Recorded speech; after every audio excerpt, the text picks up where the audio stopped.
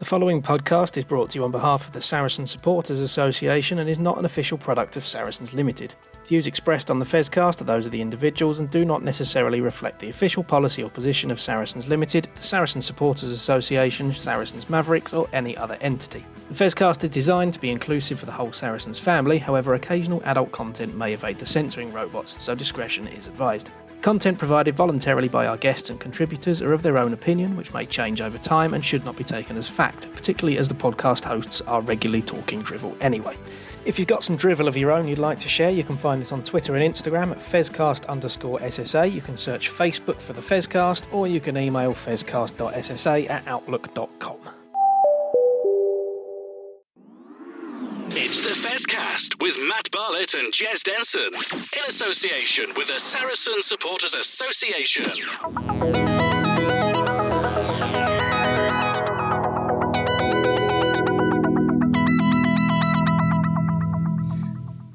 Well, hello again this week. Friday, Tuesday, who knows what we're doing. But yeah, it's a big week for Saracens. So me and Matt are back with your bonus pod for Friday. And it's a great pod. We're going to finish up the show with an interview that I did on Tuesday with our player of the year, Ben Earl, talking about the final, talking about how the camp are doing and how well he's done this year and everything. It's a fabulous little interview. And so thank you to the club and thank you to Ben for taking time out in what is obviously a high intensity, busy week to get ready for it. But how's the excitement with you, Matt? You pumped, ready for this one coming up? Yeah, I'm looking forward to it, definitely. And that's not just because Sophie Ellis-Bextor's going to be there. It should be a pretty good occasion, shouldn't it? It's absolutely. Absolutely. Who would have said? We didn't say at the start of the season that we'd be in the final of the league this year. I wind back to show number 1. I think we were possibly we had a bit of hubris about us, maybe. But we suggested that 5th, 6th place, going about our business, not ruffling any feathers, would be a good season for us. Qualifying for the Champions Cup, possibly winning the second tier of Europe, that would have been a good season for us. But now we're here in the final. Sod it, let's just go and win it, shall we? Well, absolutely. I mean, that's interesting.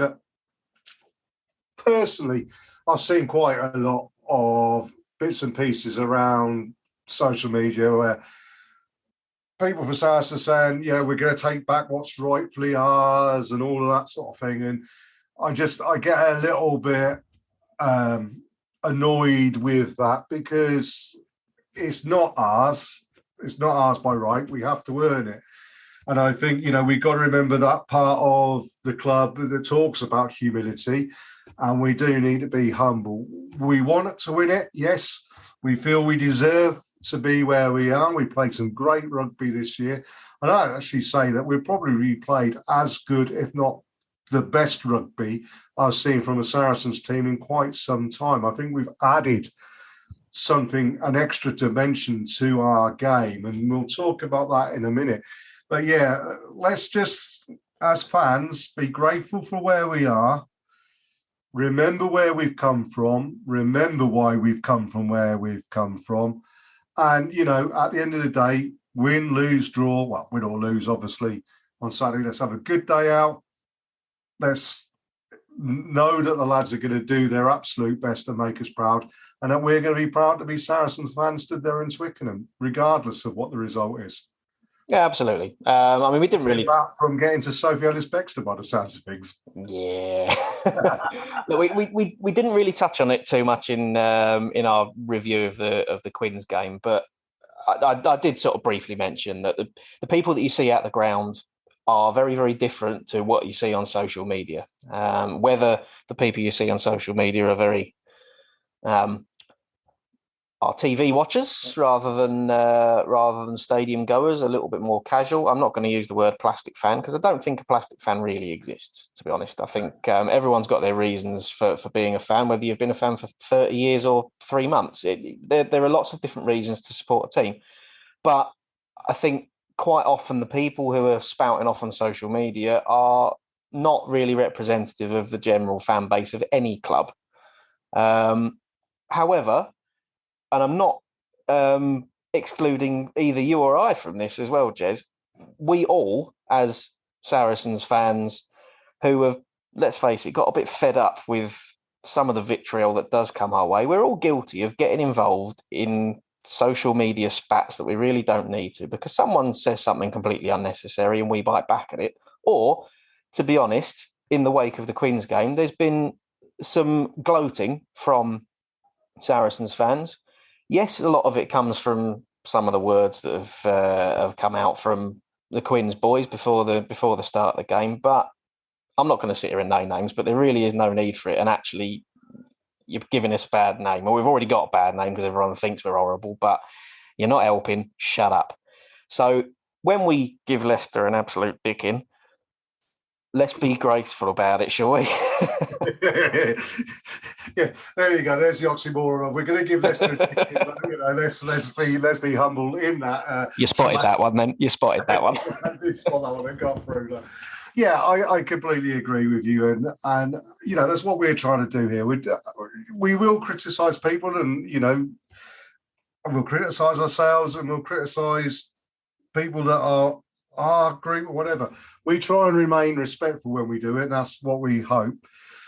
I do think that, and we'll in our next bit, we'll have a word from one of our sponsors in a moment, and then in our next bit we will talk about the game itself. But I think both clubs that have got to this final have got a bit of they've come. Both of us have come from pretty dodgy situations. Let's not forget that if Saracens hadn't been done for the salary cap, Leicester would have been playing a season in the Championship.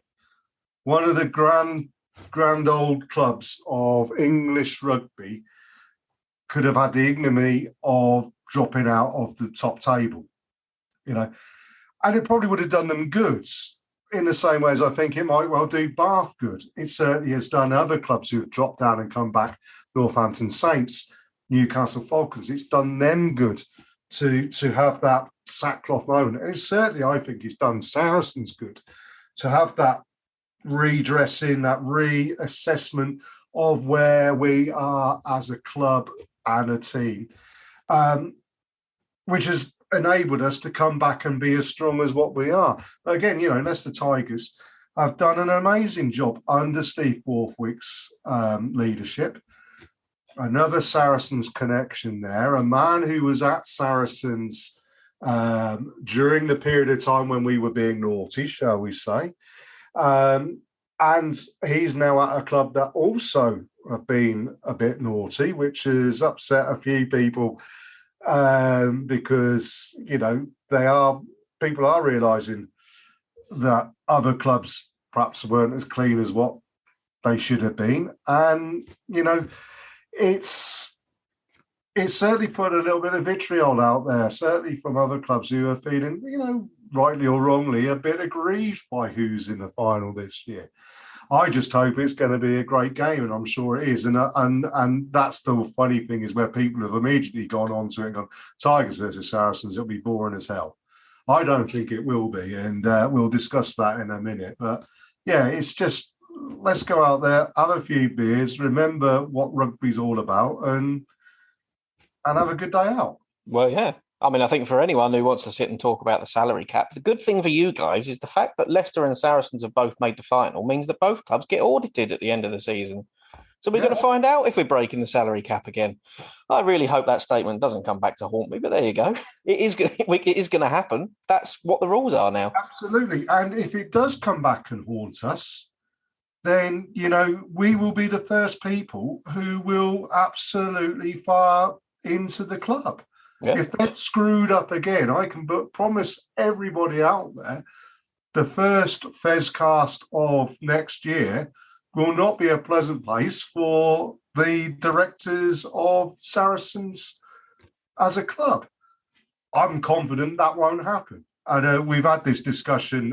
Again, it's one of those things where someone had put out there that, Saracens are obviously still cheating.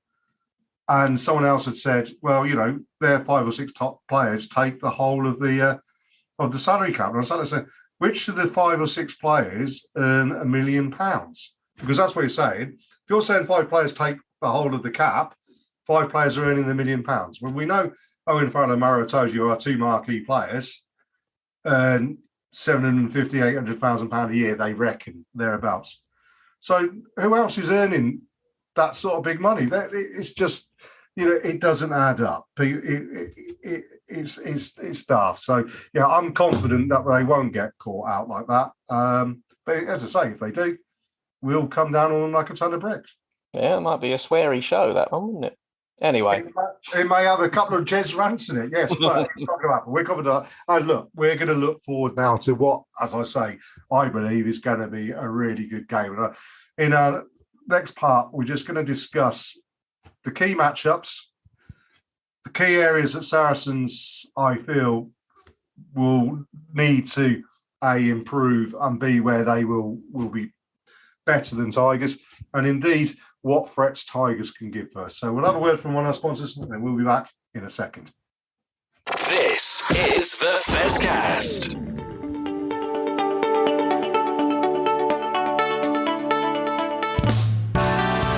Hi, I'm Alex Lewington, and I'm a Looseheads ambassador. I'm Sydney Gregson, and I'm a Looseheads ambassador. Our aim is to tackle the stigma of mental health in rugby and society in general. The Looseheads mission is to place a mental health lead at every rugby club. Get in touch now to find out more. You can find us at Looseheads on all social media channels or at looseheads.co.uk. Take care and enjoy the rest of the podcast. Enjoy the rest of the pod.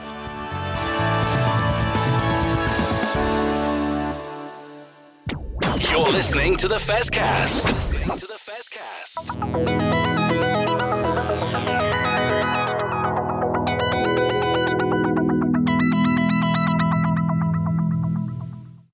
Well, welcome back to our next part of the Fezcast podcast, looking forward to the Premiership final on Saturday. And yeah, Tigers, Saracens, 1 and 2 in the league. It's how it should be in the final. The 2 best teams by a distance, really, when you look at it. I really think it's going to be a great final. I'll ask your thoughts first. How do you think, what's your thoughts on the final before a ball is kicked?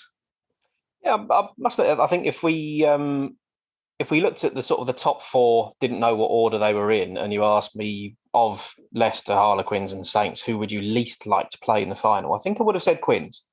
I think we have possibly played our toughest opposition, which I'm not sure that's the right thing to say, but I think in a one-off game, I think that would be the trickiest occasion for us. I think we've shown that we can play against Leicester, not play very well and still match them. Obviously, we have beaten Quins every time we've played them this year, but we have stepped up a gear every single time. And I think our performances against Leicester have been a little bit average, and we've still done all right. We lost to them right at the start of the season because of a strange refereeing decision. But yeah, I think we've got more about us to beat Leicester, which actually makes me worry that we won't, because that's just how I work. But yeah, I completely understand that, Matt. And I'll hark back to when I was with Lawrence Delalio and this question came up, and it was in the aftermath of the return fixture at the Stonex, which Saracens kind of squeaked in really miserable conditions. And the question was asked, if you're given a nice, hot, sunny day with a perfect playing surface, which it looks like, looking at the weather forecast, it's going to be tomorrow, who comes out on top? And yeah, we feel that Saracens have got the ability to dog it out if they have to, but then behind the scrum, they've got the ability to go from anywhere and score tries and be explosive, which is more so than Leicester. Right, okay, I'm going to drag this back slightly. More so than Leicester 3 months ago, but the key player for Leicester on Saturday will be George Ford. Now, we mentioned on Tuesday's podcast about how Marcus Smith did one brilliant thing and created an amazing try for Danny Kerr and should have done that more often. George Ford won't be overawed by the occasion, which I think Marcus Smith was a little bit on the weekend in the semi-final. He's a big game player. He's been around for a lot of years. He knows Owen Farrell inside out, like Owen Farrell knows George Ford inside out. And George Ford is still a fly half who can do on his day things that no other fly half can do, that fly halves the world over would want to have in their weaponry. So if he's getting good service from Ben Youngs, or whoever's playing scrum half inside him, he can cause us an awful lot of problems. Yeah. The biggest issue for Tigers is their defence out wide. And I think that's where the Saracens can exploit their issues. So you're going to have Ben Earls and Billy Vunipola running at George Ford all day, every day. And that's his Achilles heel. His defence is not great. And he'll find him being defending out wide, but a lot more often than what he is actually in the middle of the field, as it were. In attack, though, he's got the ability to really keep us honest, I think. And that's the player that we really need to watch. Yeah, definitely. It seems weird, actually. I'm trying to think back to maybe this time last year or whatever, we were talking about England's choices at fly half and things. And I think, well, George Ford is done. Smith is probably the future. And Farrell looks like his career for England is at 12. I'd still agree with most of that. But now you're looking at how do you get Owen Farrell, Marcus Smith and George Ford in the same England team, because they all should be there on merit. It's a fantastic position we're in, and we're going to trust Eddie Jones to make a complete pig's ear of it. But off that,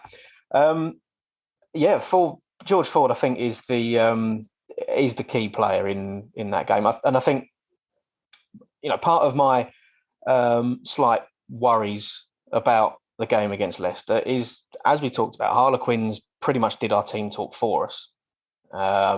What they came out with in the media and things just fueled the way we want to play, where we get fired up, we play on the edge, and we run teams over. You look at what's going on around Leicester at the moment; they've got all the emotional side of the game should be on their side. I think if you were to sit, if we weren't in the final, and you offer me Leicester against anyone, it really pains me to say, because I've never wanted Leicester to win anything. But I think I can't think of a team that I would say I'd rather they win the league than Leicester, because of everything that's happened for them off pitch, because of how they've rebuilt themselves, because of how they're playing the game, because of Steve Borthwick in charge. I wouldn't begrudge them it, but now we're playing them in the final, they can lose. But it's going to be a tough game, because I think we're going to have to prepare for the game very differently to how we prepared against Harlequins. And I think what Leicester have done really well this season is, you look at it, I mean, you can just peel everything away and look at statistics and things, and they've not got out and out superstar players in numbers in their team, but they have got a very cohesive unit. I mean, I'm still trying to win the Rugby Magazine Fantasy League, and until the final, there's never been any point in having any Leicester players in it, because they never do very well. But they still have finished top of the table and won games, and they play as a single unit rather than having a lot of maverick players which other teams are relying on. So it's a really, really different game for us, and I'd be interested to see exactly how we're prepping for it, whether there's going to be any changes to the team. Probably not. I think we're actually hiding a few injuries at the moment, judging by our selection against Quins. But yeah, there's one-on-one. I think we beat them player for player. There's not many positions on that pitch where Leicester have a better player than us, but as a unit, they are performing better than any other team this season. Yeah, absolutely. I completely agree with you. And I think it's what, again, we discussed it earlier about how first, second, third, fourth get there, and it could, wherever. I think Saracens go into this match favourites, which is, we came second to Leicester over the course of the season. How will we manage being favourites in a game like this? I think it's something my dad always says. in Mark McCall we trust. I think that Mark knows what he needs to do to get that team up and running. And I think the other important thing is that you look at Saracens and you look at Leicester. The players who've played in big showcase finals for Leicester are compared to Saracens is, because of the situation Leicester found themselves in over the years. I think it's probably only Ben Youngs and George Fords that have really, and Dan Coles, who have played in those big matches. Saracens, every single player on that field will have experienced, other than I think possibly Aled Davis, Ben Earl, Max Malins, have experienced a big Twickenham final like that. And then Aled Davis has played for Wales in big games. Max and Ben have played for England in big games. So, that experience and that just being able to absorb everything that's going on and then go into your bubble. I think that's where, not the skills, not the game plans, whatever, where Saracens win it more than anything else is the knowledge of what it is to win. Yeah. And it's very, very difficult. I mean, we found, Saracens as a club found it when we first went to a final and got beat by Tigers with that last minute try. You almost, and the same what happened when they played Toulon in Europe, you've almost got to go through that disappointment before you can become the team that wins. Or if you are the team that wins before having that disappointment, it's very difficult then to back up in previous seasons, in following seasons. Saracens had that moment where they turned around and said, we never want to feel this again. And I've only ever felt it once since then. And, the last time we were in the final against Exeter Chiefs, when 10 minutes ago I turned to my brother and said, well, we might as well go because we've lost this. And then suddenly pulled out of the fire. And a lot of those players are still there. Yeah. That's going to make a huge difference. It is, yeah. I mean, something we're talking way too forward now because we haven't actually played the game yet, but this season and next season is pretty much the peak for a lot of our players. I mean, the good thing we've got at the moment is, like you say, we can put out a team of 15 who are all the wrong side of 30, but that means they've all been there for a lot of the finals that we've played in, a lot of the heartbreak that we've had, and so that experience is there across the entire squad. Now, what that means is in next year and onwards, we start losing some very, very big name players and very, very experienced players. But you mentioned the likes of Ben Earl and Max Malins, who are that middle generation in their mid-20s. Now, the two of them won a European trophy with Bristol. So they've been there. Yeah. But, yeah, this final, in a way, it almost seems like we really have to win this one because we're at the... probably at the peak, even of someone like Owen Farrell's career. Now, he's 30, 31. Jamie George, 32. Alex Good obviously hasn't got a huge amount left in him at 35. And there are, like I said, there are 15 players who are going to be 30 plus by the end of next season, and looking at the twilight of their career. So make the most of that now, because we're seeing a transition, which is great. And so you look at where Leicester are; they're at, hopefully for them, at the back end of that transition where they've had to rebuild and they've got a brilliant squad together and they're right at the start of that peak. And you take a complete step back and you go, logically, this is the final for Leicester to have a bit of heartbreak that they learn from and then they win it next year. Exactly the same as we did against them 10 years ago. Maybe I'm clutching at straws and saying we're going to win it just because of that. But, the way the two clubs are coming into this game at very different stages of where they are, but both having a bit of a rebuild, it is very, very fascinating. And it should be a really, really good final, shouldn't it?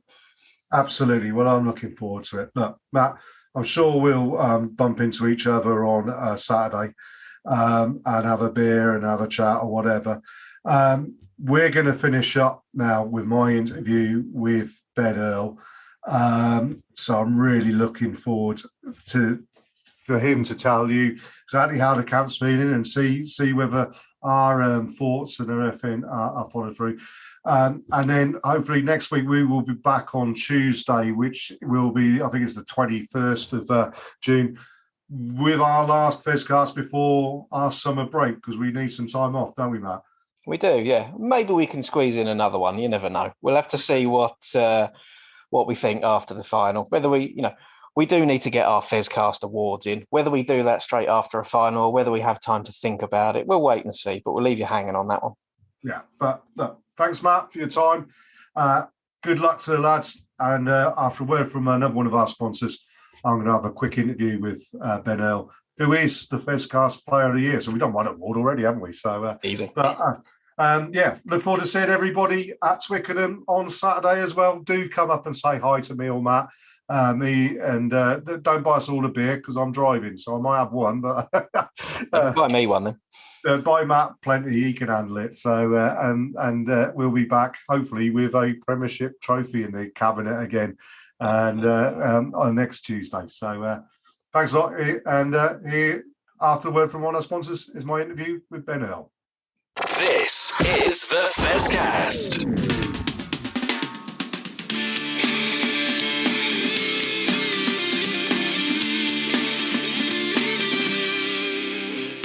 Hi, this is Jez from the Fezcast to tell you about another one of my passions. I love music, and I have my own radio podcast station, Tarka Blowpig Radio. This is the home of great music presented by myself and my friends, be it folk, rock, indie anthems, progressive music, you name it, we've got it covered. So if you want to listen to some great music, tune in to us at mixcloud.com/Tarka Blowpig. You're listening to the Fezcast.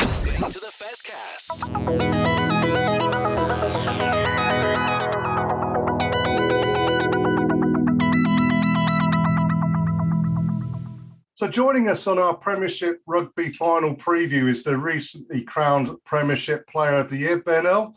Welcome to the Fezcast, Ben. How are you doing? Very good, thank you. Thank you for having me. It's my first time, so good honour.